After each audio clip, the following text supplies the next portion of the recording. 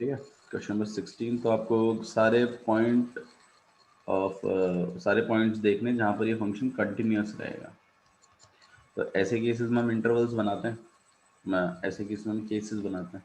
ठीक है, तो पॉइंट अगर हम देखें तो -1 है और 1 है। ठीक है, इस वाले केस को अगर देखें तो -2 कहाँ चल रहा है, -1 से कम वाले पे। तो कम वाले पे,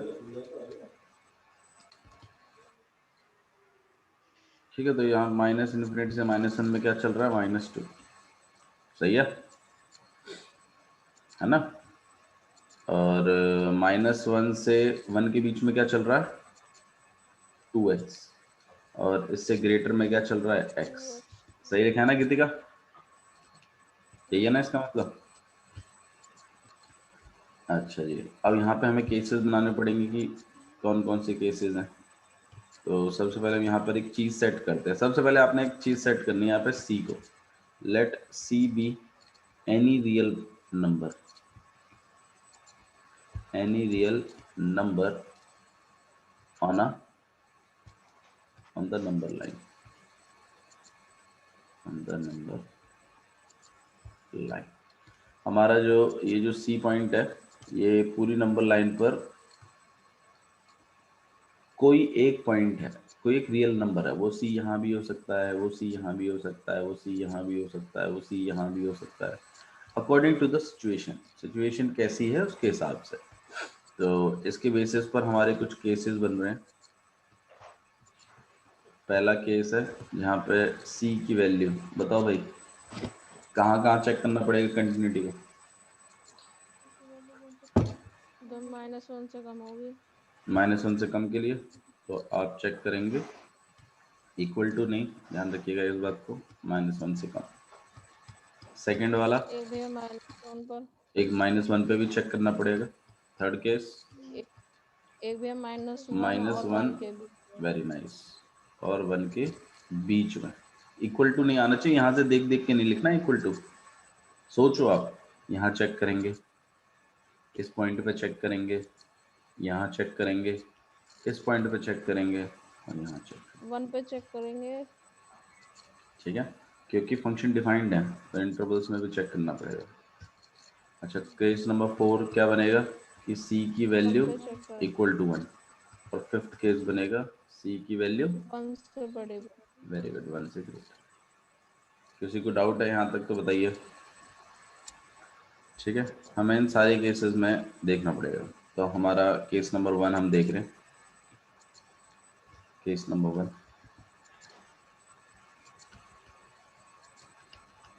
यहाँ पे आपके c की वैल्यू लेस देन -1 होगी। ठीक है, और आप इसे लेट कर रहे हैं, लेट कर रहे हो, आपकी सी एक पॉइंट है, सी एक कोई नंबर है जो -1 से कम है। तो भैया अगर -1 से कम है तो मतलब यहाँ कहीं होगा। तो हम इस पॉइंट पे चेक करेंगे, इस सी पे चेक करेंगे। तो पॉइंट पे कैसे चेक करते थे भाई, दोनों तरफ -2 ही फंक्शन चल रहा है, तो इसलिए लिमिटिंग कैंसिल। वैल्यू डायरेक्ट निकल सकती है ना। तो हम लिमिटिंग वैल्यू डायरेक्ट निकालेंगे। तो लिमिट x टेंड्स टू, क्या लिखूं यहाँ पे, c। सी और आपका जो फंक्शन है वो खुद क्या है, -2 है। सही है। अच्छा जी, अब कांस्टेंट है तो कांस्टेंट पे तो आप डायरेक्ट लगा देते हो, -2। सही है, ये तो होगी लिमिटिंग वैल्यू। अब एग्जैक्ट वैल्यू, हालांकि ये फॉर्मेलिटी है बस, हमेशा एग्जिस्ट करेगा, हमेशा ये हमेशा फंक्शन कंटिन्यूस ही होगा। पॉइंटों पे होती है बात तो सारी,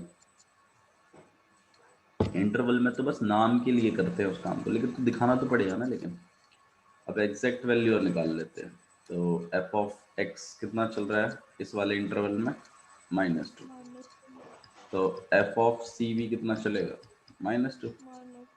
तो आपकी limit x tends to C, f of x equal है एफ ऑफ सी के। सही लिख रहा हूँ मैं। तो आप लिखोगे hence function is continuous. Function कैसा है, कंटिन्यूस है, इन सी का वैल्यू लेस देन इस इंटरवल में, ठीक है। अब है हाँ समझ में आया कैसे लिखा है? थोड़ा सा लिखने पे हाँ भैया। ध्यान रखना है आपने बस खाली। ओके, आइए केस 2 की और बात कर लेते हैं। सारे केसेस डिस्कस नहीं करूंगा मैं, एक तो मैंने ये इंटरवल का कर दिया, एक पॉइंट का और कर रहा हूँ बस, बाकी आप खुद समझदार हो कैसे लिखना है, आप जानते हो, ठीक है। तो केस 2 की और बात कर लेते हैं। केस 2 में ऑब्वियस सी बात है, आप लेट करोगे c इक्वल टू कितना, -1, लेट करना है पहले हमेशा। अब अगर मैं -1 की बात करूं तो मेरे को तो लिमिटिंग वैल्यू निकालनी है, मेरे को तो क्या निकालनी है, लिमिटिंग वैल्यू। लेकिन लिमिटिंग वैल्यू निकालने के लिए LHL RHL निकालने पड़ेंगे नहीं निकालने पड़ेंगे, आप वो बताइए। निकालने पड़ेंगे कि नहीं निकालने पड़ेंगे? तो भैया इसमें निकालने पड़ेंगे। है ना अबे, निकालने पड़ेंगे। क्यों निकालेंगे अबे? क्योंकि भैया लेफ्ट और राइट में अलग अलग फंक्शन है। तो पिछली बार तो नहीं निकाले थे ये, -1 से कम पे तो नहीं निकाल रहे आप, उधर तो एक ही लिमिट लगा दी आपने, इधर निकाल रहे हो क्यों? क्योंकि भैया -1 से कम पे से एक ही फंक्शन है ना। हाँ वेरी गुड, -1 से कम पे मैंने एक पॉइंट लिया है c, और c के लेफ्ट और राइट में दोनों तरफ एक ही फंक्शन है, तो डायरेक्ट लिमिट निकल जाएगी। Very good. और -1 पर लेफ्ट में तो -2 चल रहा है और राइट में 2x चल रहा है, फंक्शन में डिफरेंस है, तो आपको LHL भी चेक करना पड़ेगा और आपको RHL भी चेक करना पड़ेगा। थोड़ा मतलब इतना मुश्किल नहीं था समझने इन सब बातों को, लेकिन हाँ पहली बार पढ़ रहे थे आप तो थोड़ा टाइम लग गया, बट ठीक है समझ में आ गई ना बात, वो इम्पोर्टेंट है, ठीक है। तो अभी अब हम तो लिमिटिंग वैल्यू निकालना चाहते हैं, लिमिट x टेंड्स टू, यहाँ c लिखूं -1 लिखूं, ये बताओ आप। -1। हम यहाँ पे -1 लिखेंगे, पता है क्यों? क्योंकि मुझे एग्जैक्ट पॉइंट पता है, मुझे लिमिट निकालनी किस पे है।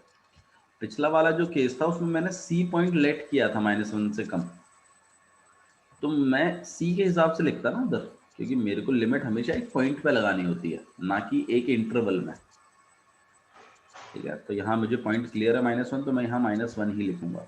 यही डिफरेंस है, देखो यहाँ c लिखा है, यहाँ -1 लिखा है, यही फर्क है, ठीक है। अच्छा जी, -1 और फंक्शन हमारा चलेगा f(x). अब दिक्कत ये है कि ये तो लिमिटिंग वैल्यू है, लेकिन लिमिटिंग वैल्यू निकालने के लिए खुद पहले मुझे क्या निकालना पड़ेगा, LHL और RHL। अप्रोच समझ में आ रही है? Limit x tends to -1 negative. अब इसके लेफ्ट में तो -2 चल रहा है जहाँ तक मुझे पता था फंक्शन का रोल, और हाँ भैया -2। अगर कांस्टेंट है तो साइन का तो कोई दिक्कत ही नहीं है, आप डायरेक्ट लिमिट लगा सकते हो और कोई प्रभाव भी नहीं पड़ेगा, राइट? यही पढ़ा था ना हमने। और लिमिट x टेंड्स टू -1 का पॉजिटिव, तो फंक्शन शायद 2x है। अब हमें यहाँ पर h कन्वर्ट करवा के भी लिखवाना पड़ेगा। क्यों लिखवाना पड़ेगा? क्योंकि इस वाले फंक्शन में x इन्वॉल्व है। वेरी गुड, x इन्वॉल्व है, हमें करना पड़ेगा इस काम को। 2 ब्रैकेट के अंदर -1 प्लस h, और लिमिट h टेंड्स टू 0। और जब आप h इसमें लगाओगे तो आंसर कितना आएगा, -2। तो आपका LHL और RHL लिमिटिंग वैल्यू के बराबर है, तो आप लिख सकते हो कि LHL इक्वल टू में RHL, तो आपकी limit x tends to -1 f(x) किसके इक्वल हो जाएगी, -2। ठीक है ना, लिमिटिंग वैल्यू मिल गई ना मेरे को, ठीक है।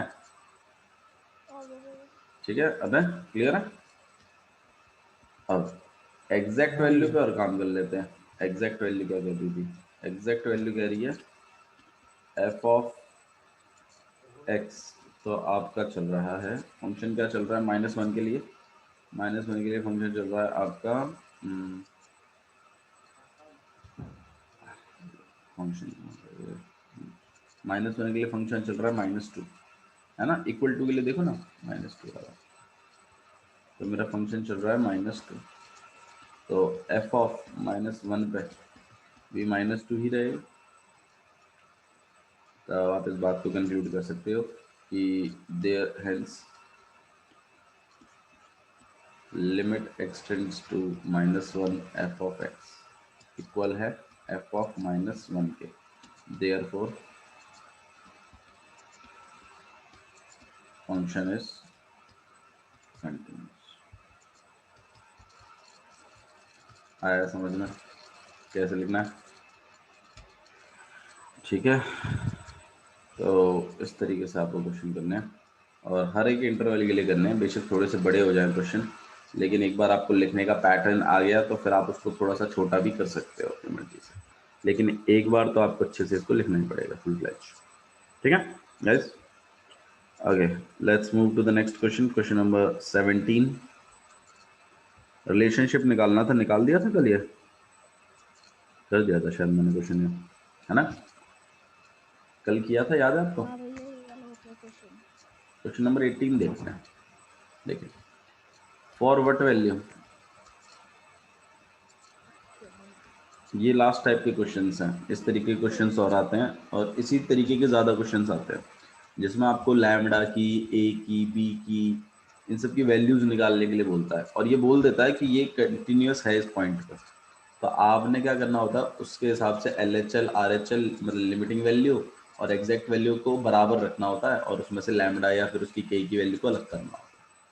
तरीका वही है, ठीक है? आइए चलिए काम हाँ करते भैया हैं। ये फॉर तो व्हाट सही वैल्यू समझ ऑफ गया। lambda is the function defined by f of x है आपके पास लैम्डा ब्रैकेट के अंदर x² माइनस में 2x और ये है 4x + 1, ठीक है? और यहाँ पर जो x की वैल्यू है वो <= 0, यहाँ पर जो x की वैल्यू है वो <= 0, ऐसा लिखा हुआ है। कंटिन्यूअस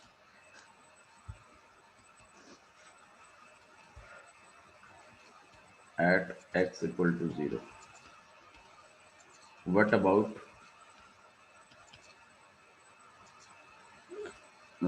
continuity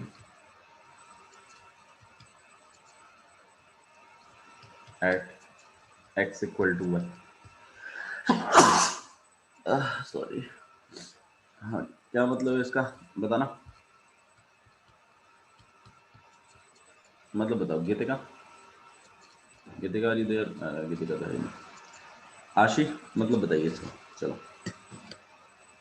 भैया इसमें लिख रहा है कि लैम्डा की किस वैल्यू पर जो हमारा फंक्शन है वो कंटिन्यूअस होगा एट x = 0 पर, सही है? 0 पे। और भैया उस पे भी बताने अगर x की वैल्यू 1 होगी तो कंटिन्यूअस हाँ होगा कि तो नहीं। हाँ, अब देखिए इस क्वेश्चन को समझने के लिए आपको सबसे पहले तो एक बात है कि लैम्बडा की वैल्यू निकालनी पड़ेगी, है ना? हाँ भैया। सही कह रहा हूँ मैं? अच्छा, लैम्बडा की वैल्यू निकालने के लिए उसने आपको एक बात दे दी है कि भैया ये x = 0 पर कंटिन्यूअस है, दे रखा है उसने। तो मुझे एक बात बताओ, अगर ये x = 0 पर ये कंटिन्यूअस है तो इसका मतलब इसकी limiting value at x = 0 at x at when x tends to 0 पर इक्वल होगा फंक्शन की एग्जैक्ट वैल्यू के।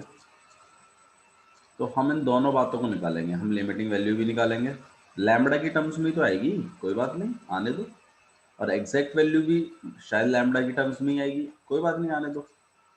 दोनों वैल्यूज को इक्वल इक्वल रखेंगे हम और उसमें से लैम्बडा को अकेला कर देंगे और लैम्बडा निकाल लेंगे। समझ में आया? मैं जानबूझ के इक्वेशन बना रहा हूँ, जानबूझ के x = 0 पर, ठीक है? अच्छा, लैम्बडा की वैल्यू जैसी निकलेगी फिर मैं उस लैम्बडा की वैल्यू को इस फंक्शन में डाल दूंगा और मेरे पास एक ऐसा fx तैयार होगा जिसमें लैम्बडा नहीं होगा। अब वैल्यू डल चुकी है उसकी, सही है? फिर x = 1 पर मैं कंटिन्यूटी भी चेक करूंगा क्योंकि उसने मेरे को दो काम दिए हैं। बोला एक तो लैम्बडा की वैल्यू पता लगा और दूसरा x = 1 पर चेक भी करके कंटिन्यूअस है कि नहीं है। अच्छा मुझे एक बात बताओ, मैं जब 1 पे लिमिटिंग वैल्यू निकालूंगा तो क्या मुझे LHL RHL निकालने हैं कि एक ही चीज से काम चल जाएगा, लिमिट डायरेक्ट लिमिट निकाल दूं? नहीं भैया डायरेक्ट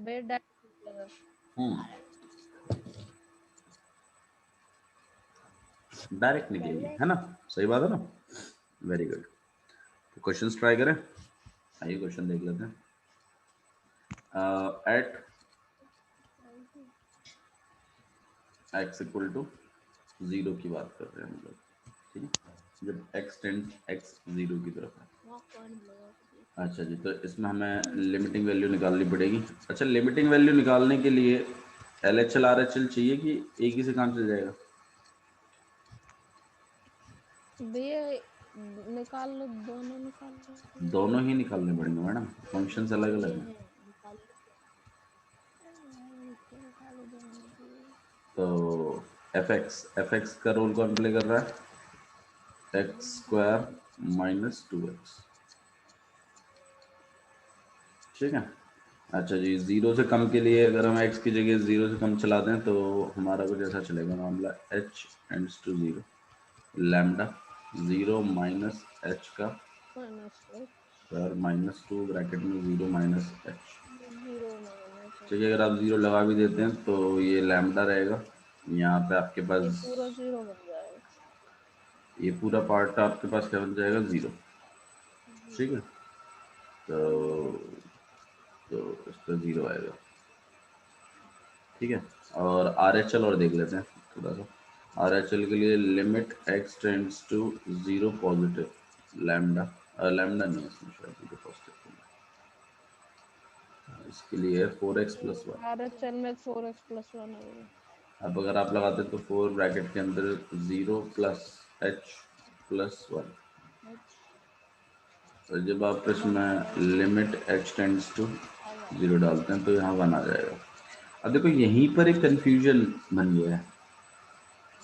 कंफ्यूजन क्या बन गया कि देखिए आपका LHL ही इसके इक्वल नहीं है,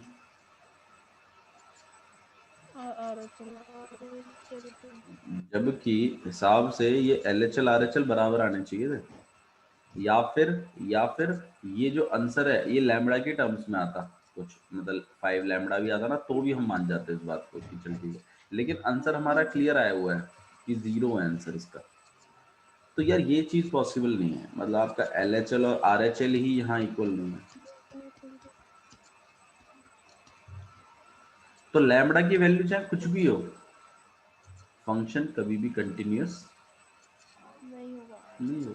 तो यही बात आपने लिखनी। So for any value of lambda, for any value of lambda, function can not be continuous,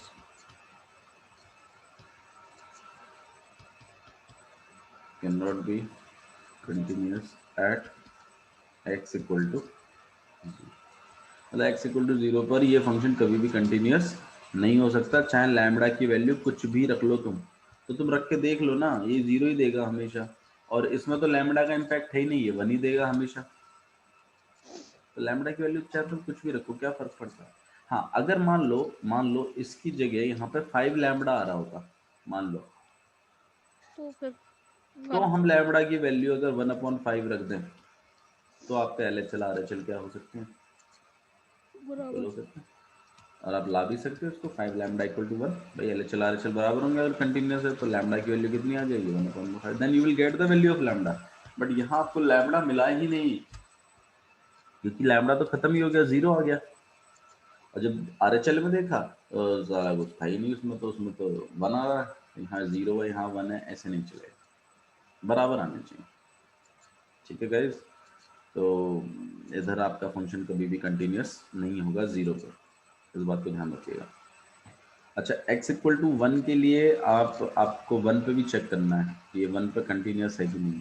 तो भाई 1 के लिए आप limit x tends to 1 fx लगाने की कोशिश करेंगे, तो 1 पे आप देखिए एक ही फंक्शन चल रहा है, ये तो वही इंटरवल वाली बात होगी ना, इंटरवल वाली बात हो गई है। तो लिमिट x टेंड्स टू 1 और 4x + 1, आप अपने लिमिट डायरेक्ट निकाल दीजिएगा, और एग्जैक्ट वैल्यू के लिए भी आप इसे ही चूज करेंगे। तो आप देखिए जब फंक्शन ही सेम है तो फंक्शन ऑब्वियस सी बात है कैसे होंगे, कंटिन्यूअस तो होगा ही, ठीक है। भैया हाँ जी बोलिए। भैया इसमें 1 की वैल्यू पुट नहीं करेंगे? हाँ 1 की वैल्यू पुट करनी है, मैं वही कह रहा हूँ, 4 1 ज़ा 4 और +1 5 आ जाएगा यहाँ पर। 5 आएगी और भी। लिमिटिंग वैल्यू निकालने के लिए यहाँ पर भी 5 ही आएगा। मैं यही कहने की कोशिश कर रहा हूँ कि जब फंक्शन ही सेम है तो लिमिट तो बराबर आनी है। मैं बता रहा हूँ इंटरवल्स में नॉर्मली ज़्यादातर इंटरवल्स में, क्योंकि दोनों तरफ फंक्शन सेम ही चल रहा होता है और एग्जैक्ट वैल्यू पे भी वही चल रहा होता है, तो कंटिन्यूस होता ही है। वो तो बस जस्ट फॉर्मेलिटी होती है। तो यहाँ भी आपने सिर्फ फॉर्मेलिटीज ही कर देनी है, जैसे हम लोगों ने इंटरवल्स में किया था ना, इसमें नहीं करते थे। इस वाले केस में देखो हाँ यहाँ भैया। पूरा -2 तो चल रहा है, इतना सा लिखना पड़ता था, तो वो लिखना पड़ेगा आपको यहाँ पे आपको एक पर्टिकुलर पॉइंट दिया हुआ है 1, तो वहाँ ऐसे डिफाइन करना पड़ेगा आपको। यहाँ भी 5, यहाँ भी 5, फिर आप लिख सकते हो कि limit x tends to 1 f of x equal to होगा f ऑफ 1, तो फंक्शन कंटिन्यूस होगा। ठीक है, ठीक है भैया। लिमिट लगानी है और एग्जैक्ट वैल्यू भी लगानी है, लेकिन इस वाले केस में फंक्शन कंटिन्यूस नहीं है, चाहे लैम्बडा की कुछ भी वैल्यू क्यों ना। अब वो 1 प्रूव करने के लिए ज़रूरत नहीं पड़ी लैम्बडा की, क्योंकि वो तो वो बिना लैम्बडा वाले फंक्शन में से मिल गया। अगर लेकिन कभी कभी ऐसा होता है कि लैम्बडा की वैल्यू निकालनी पड़ती है। मान लो जैसे आपको वो कहते थे -1 पे चेक करो कंटिन्यूटी, तो उसके लिए तो फिर आपको लैम्बडा निकालना पड़ता ना। मान लो इसी केस में अगर वो हमें ये कह देता कि नहीं -1 पे चेक करो कंटिन्यूटी, तो -1 के लिए तो आपको ये उठाना पड़ता ना, नहीं उठाना पड़ता, तब तो आपको लैम्बडा चाहिए, फिर ये क्वेश्चन ही अधूरा सा रह जाता। लेकिन उसने जानबूझ के पॉइंट ऐसा दिया है जिसमें लैम्बडा इन्वॉल्व ना नहीं है, तो आपका सेकंड पार्ट हो जाएगा बिना लैम्बडा निकाले भी क्वेश्चन का। ठीक है, समझ में आया मैं क्या कहने की कोशिश कर रहा हूँ? हाँ भैया। Very good. Okay, let's move to the question number 19। आइए देखिए क्वेश्चन नंबर 19, देखते हैं क्या चीज़ है। Show that this function is discontinuous at all the integral points. इतनी हिलती है। ठीक है, तो क्वेश्चन नंबर 19 देखिए। क्वेश्चन नंबर 19 अच्छा क्वेश्चन है। इसमें एक फंक्शन है ग्रेटेस्ट इंटीजर फंक्शन। इस फंक्शन को पहले सॉल्व करना सीख लो, कैसे सॉल्व करते हैं। देखिए इसमें क्या होता है, जैसे 2.1 है, ग्रेटेस्ट इंटीजर फंक्शन ऐसा कैपिटल ब्रैकेट्स में लगाते हैं और अंदर जो होती है ना, ये आपको हमेशा कोई इंटीग्रल वैल्यू देता है। कैसी वैल्यू देता है? एक इंटीजर वैल्यू देता है, हमेशा इंटीजर वैल्यू देता है। इंटीजर वैल्यू, इंटीजर्स क्या होते हैं? सारे negative natural number, positive natural numbers और जीरो। पॉजिटिव तो पॉजिटिव। अगर मैं इस फंक्शन के अंदर कोई डेसिमल में कोई वैल्यू डालता हूँ ना, तो मुझे जो आंसर मिलेगा वो एक इंटीजर मिलेगा, और नाम बेशक इसका ग्रेटेस्ट इंटीजर फंक्शन है, ग्रेटेस्ट इंटीजर फंक्शन है। लेकिन आप थोड़ा सा इस बात को समझिए, जैसे 2.1 है, ये किन दो इंटीजरों के बीच में है बात? 2 और 3 के बीच में है ना।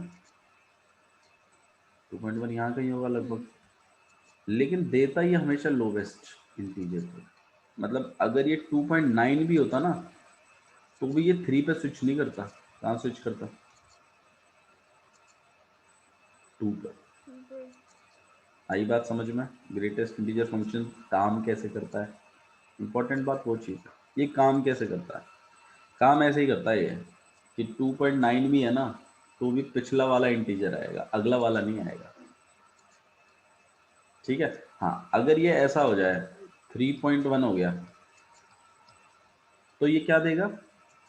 तो 3 आएगा। तो 3 देगा। 3.5 पे भी ये 3 ही देगा, 3.7 पे भी 3 ही देगा, ऐसे समझिए। ठीक है, क्वेश्चन लिखते हैं, उसके बाद समझते हैं इस क्वेश्चन को। देखिए क्वेश्चन में क्या लिखा हुआ है। Show that, question number 19,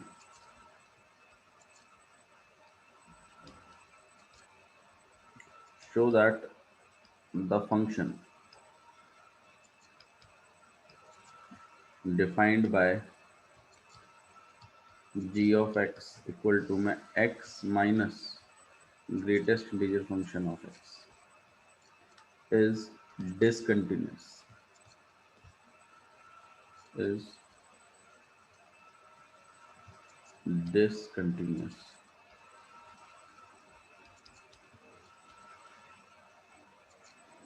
is discontinuous at all integral points। क्या मतलब है इसका?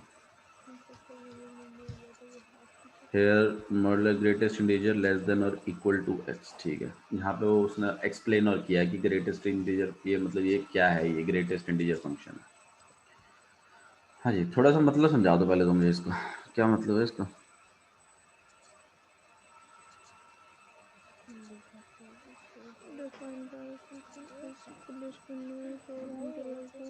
भैया ये जो फंक्शन होगा ये जितने भी इंटीग्रल पॉइंट्स हो सब पे डिसकंटिन्यूअस हो, ये हमें शो करना है।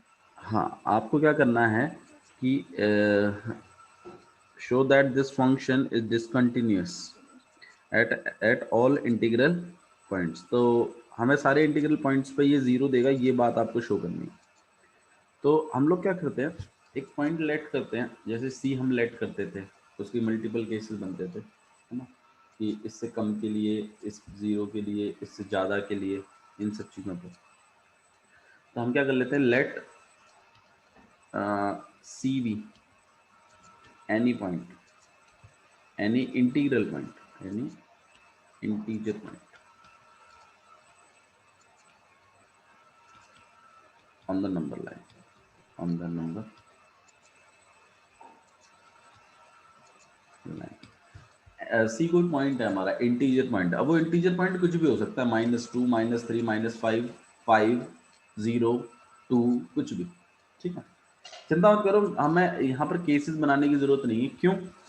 क्योंकि चाहे इंटीजर पॉजिटिव हो, चाहे नेगेटिव हो, चाहे जीरो हो, हमारा जो ग्रेटेस्ट इंटीजर फंक्शन है वो अलग अलग बिहेव नहीं कर रहा, वो एक ही तरीके का बिहेव कर रहा, एक ही तरीके का बिहेव करेगा। तो इसमें आपको मल्टीपल केसेस बनाने की जरूरत नहीं है। हालांकि अगर आप चाहें तो मल्टीपल केसेस बना सकते हैं, 3 केसेस बना सकते हो, 0 से कम के लिए, 0 के लिए और उससे ज़्यादा के लिए, बट ज़रूरत नहीं है। ठीक है, तो हमने एक सी पॉइंट लिया, हम इस सी पॉइंट पे चेक करा देंगे इसको बस खाली। ठीक है, अच्छा, तो सी पे चेक कराने के लिए कंटिन्यूअस है कि नहीं है, हमें क्या करना पड़ेगा, सी पर क्या निकालना पड़ेगा, लिमिट निकालनी पड़ेगी इस फंक्शन की, हाँ या ना, है ना, लिमिट निकालनी पड़ेगी ना आपको, हाँ भाई। और एग्जैक्ट वैल्यू भी निकालनी पड़ेगी कि सी पर एग्जैक्ट वैल्यू क्या आ रही है। तो एक काम करते हैं, पहले हम एग्जैक्ट वैल्यू निकाल लेते हैं। ठीक है, तो हमारा g ऑफ x कितना है, x minus greatest integer function of x। Clear है? अच्छा, लेट ठीक है, एट x इक्वल टू सी पर हम चेक कर रहे हैं, तो हम g ऑफ c पर निकालने की कोशिश कर रहे हैं एग्जैक्ट वैल्यू पहले। ठीक है, तो x की जगह क्या चलेगा, c।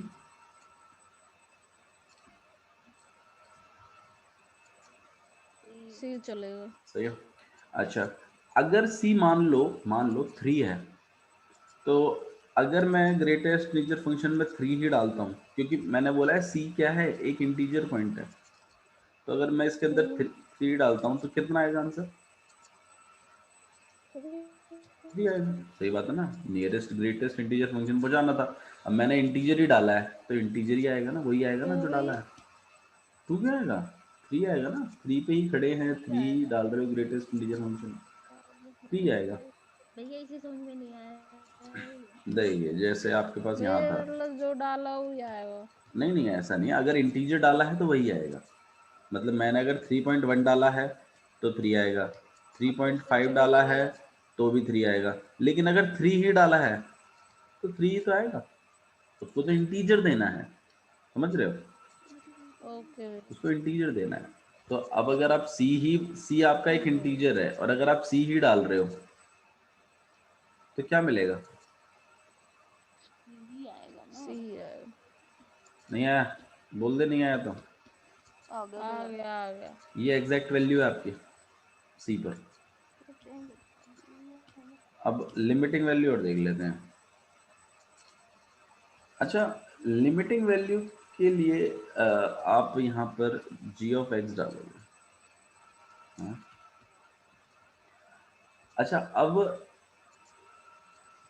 आप मुझे बात बताओ, आप इसके LHL RHL निकालोगे कि डायरेक्ट ही निकाल दोगे? सोचना थोड़ा सा, ऐसे अंधाधुन मत बोलना।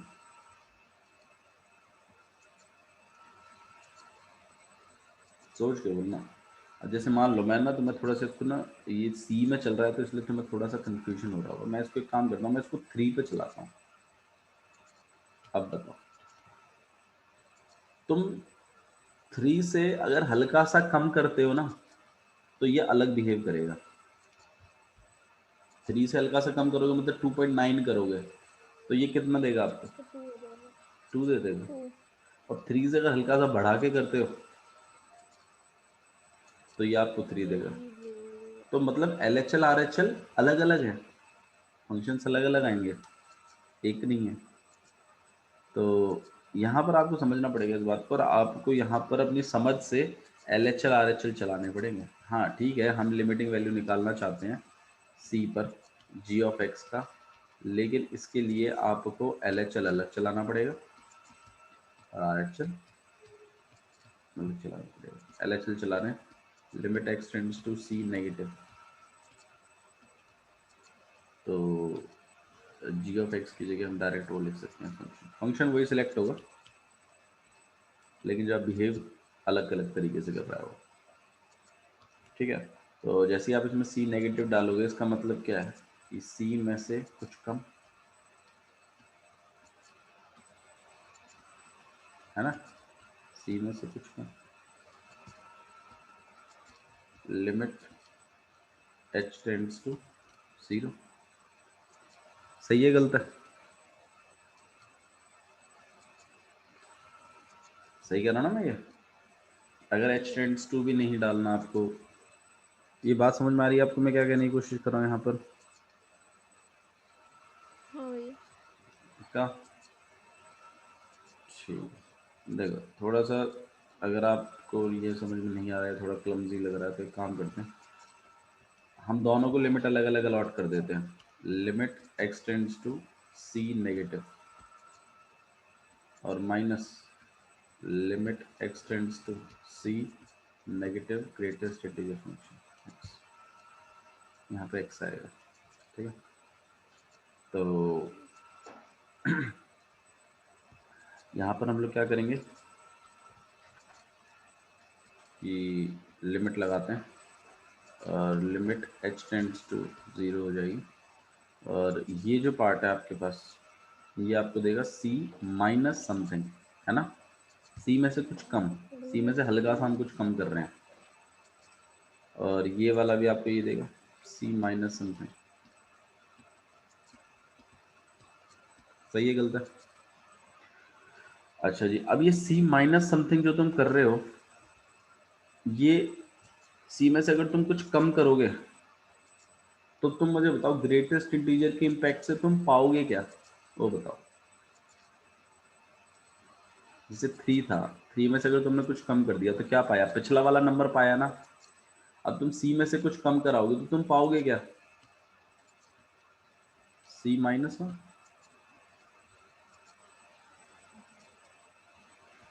भाई देखो मेरी बात सुनो, यहाँ पे लिमिट h टेंड्स टू 0 चलती रहेगी, मैं इस फंक्शन को सॉल्व करने की कोशिश कर रहा हूँ। C में से तुम कुछ माइनस करा रहे हो, वो कुछ क्या है वो छोड़ो, मैं उसको सॉल्व भी नहीं कर रहा कि वो कुछ की वैल्यू नहीं डाल रहा मैं उसमें, हालांकि वो 0 है, लेकिन मैं डाल नहीं रहा हूँ। ये C माइनस एच आपको पिछली वाली वैल्यू देगा भैया जैसे, C माइनस 1। हाँ C जो है, C माइनस एच जो है आपको आंसर जो देगा वो देगा C माइनस 1, पिछला वाला इंटीजर देगा ना।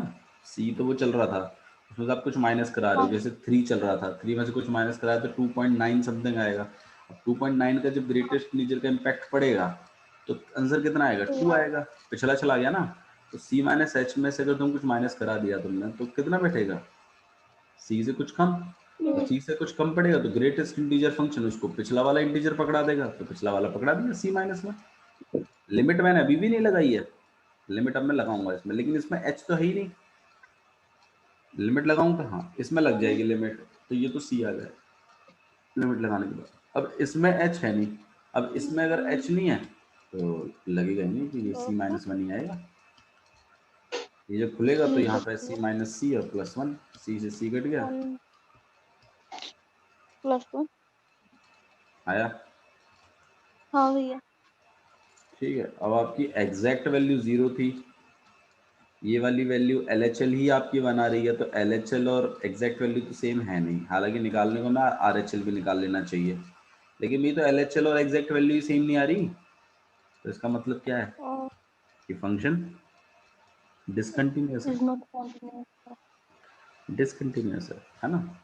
चलो RHL भी निकाल लेते हैं, थोड़ा समझने की कोशिश करिएगा इस बात, जो पिछला वाला रह गया, ये था हमारा ऐसा फंक्शन, ठीक है। तो मैं अलग अलग अलॉट कर रहा हूँ, limit x tends to c positive x और limit x tends to c positive, ऐसा। इसकी बात को लिख देते हैं, इसकी बात का मतलब क्या है कि c प्लस एच, यही है ना इसका मतलब, limit h tends to 0 minus, यहाँ पे आपका लिमिट h टेंड्स टू 0 ही चलेगा, और इसमें हम लोग लिखेंगे c प्लस एच। अब c प्लस एच मतलब 3 प्लस 0 प्लस 3+1 हाँ, तो 3 प्लस 0.001, 3 प्लस 1 नहीं, समझ नहीं रहे, 3 में तुमने कुछ प्लस करवाया है, वो कुछ तो ये है, तो तुम प्लस करके लाओगे क्या, तो ये 3.01 पड़ेगा कहाँ वापस जाके, 3 पे तो पड़ जाएगा 3 ग्रेटेस्ट पे इंटीजर फंक्शन से। 3 पे पिछले वाले में हाँ तो भैया। हल्का सा माइनस होता तो 2 पॉइंट में आ गया था वो, लेकिन ये तो 3.001 है, तो ग्रेटेस्ट इंटीजर का फंक्शन 3 तो ले जाएगा इसको, तो ये जो इम्पैक्ट है हाँ ये भैया। आपको वापस सी पे ही ले जाएगा, और यहाँ आप लगाओगे तो सी आ जाएगा। चलो ठीक है, अब इसमें एच तो है ही नहीं, तो आप डायरेक्ट लिख सकते हो उसको, -0 तो आपका LHL ही किसके इक्वल नहीं है, और चलने में बस चाहिए तो इसका मतलब आपका फंक्शन डिसकंटिन्यूअस आ रहा है थोड़ा थोड़ा, मतलब हालांकि ऐसे क्वेश्चंस आते नहीं है, डोंट वरी, क्वेश्चन जैसे आते हैं मैं आपको बता चुका हूँ कैसे क्वेश्चंस आते हैं। क्वेश्चन आपको जो पूछेगा वो के लैम्बडा इन सब के पूछेगा, जैसे इसमें कुछ क्वेश्चंस हैं आप उनको ट्राई करिएगा, सारे क्वेश्चंस करने की ज़रूरत नहीं है, जो क्वेश्चंस मैं कह रहा हूँ उन क्वेश्चंस को ट्राई करें। जैसे आपके पास क्वेश्चन नंबर 23 है, इसको ट्राई करिएगा, जो मैं टिक करवा रहा हूँ उनको लिख लो, 23, 24, ठीक है, हाँ जी, और 25 भी कर, 26 इंपॉर्टेंट क्वेश्चन है, 26 ट्राई करिएगा, 27 ट्राई करिएगा, 28, 29, 30, बस इतने बहुत, यहाँ तक ट्राई करिएगा, ठीक है। ये क्वेश्चंस हैं जो पूछे जाते हैं एग्जाम्स में, ठीक है। एक क्वेश्चन 34, 19/18 मन कर रहा क्वेश्चन नंबर 34 भी आप ट्राई करें, ठीक है, अलग क्वेश्चन है, थोड़ा मजेदार क्वेश्चन है 34, ठीक है, ठीक है, नहीं होता तो कोई बात नहीं, लेकिन यहाँ तक ट्राई करके रखिएगा, ठीक है। चलो ना मैं इसमें लैम्बडा के इन सब की वैल्यूज वाले क्वेश्चंस आते हैं काफ़ी ज़्यादातर, ठीक है, ये ग्रेटेस्ट इंटीजर ये सब नहीं आता, इतना नहीं पूछते लोग, ठीक है, बट हाँ हालांकि आना चाहिए, कैसे करते हैं वो बात भी है, बट हम बोर्ड एग्जाम के हिसाब से पढ़ रहे हैं तो उसके लिए वही क्वेश्चन इंपॉर्टेंट है ज़्यादातर, इस एक्सरसाइज में से ज़्यादा से ज़्यादा 3 नंबर का पूछेगा वो, तो 3 नंबर का क्वेश्चन लैम्बडा वाले में से पूछता है वो, इनमें से नहीं, ठीक है, तो उनकी प्रैक्टिस करें, और बाकी कल हम लोग AOD शुरू करेंगे, एप्लीकेशन ऑफ डेरिवेटिव, ठीक है, तो इस चैप्टर को थोड़ा सा देखेंगे, अच्छा चैप्टर है, पढ़ के आना इसका थोड़ा सा, ओके चलिए आज के लिए इतना ही बहुत, थैंक यू।